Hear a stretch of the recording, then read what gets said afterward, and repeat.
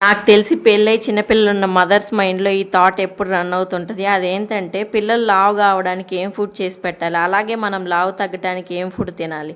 రెండోది అసలు జరగని పని అనుకోండి. ఏం వండినా కాస్తో కూస్తో మిగులుతుంటది కాబట్టి ఈరోజు ఒక్కరోజేలే అని రోజు తింటుంటాం. సో, మనం లావు తగ్గేదేలే. ఇక ఫస్ట్‌దంటారా? మన టాలెంట్ అంతా యూజ్ చేసి యూట్యూబ్‌లు, ఇన్‌స్టాగ్రామ్‌లు అన్నీ సెర్చ్ చేసి అన్ని రకాలు వండి పెట్టినా వాళ్ళకి ఏది నచ్చుతదో, ఎప్పుడు తింటారో వాళ్ళకే తెలియాలి. వాళ్ళు బాలేదు అన్న నెక్స్ట్ డే ఇంకేం వెరైటీ చేయాలని వెతుకుతుంటాం.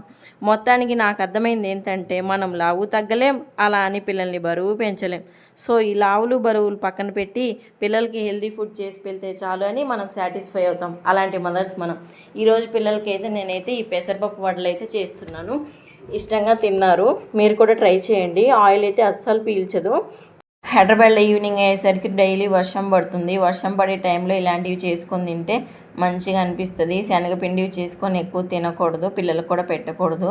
అందుకని ఇలాంటి హెల్దీ అయితే చేసుకొని తినండి, మంచిగా ఉంటుంది. పిల్లలకు కూడా బయట ఫుడ్ పెట్టకండి అస్సలు. ఏదో ఒకటి ఇలా మంచిగా ఇంట్లోనే చేసి పెట్టుకోండి, పిల్లలు ఇష్టంగా తింటారు. పిల్లలకైతే ఇంకా నేను ఇవి పెట్టేసిన తర్వాత పాలైతే ఇచ్చేస్తాను. 2 టైమ్స్ డైలీ అయితే పిల్లలకు పాలు ఇచ్చేస్తాను. వీడియో చూసి ఊరికే వెళ్ళకుండా లైక్ ఇచ్చి వెళ్ళొచ్చు కదా.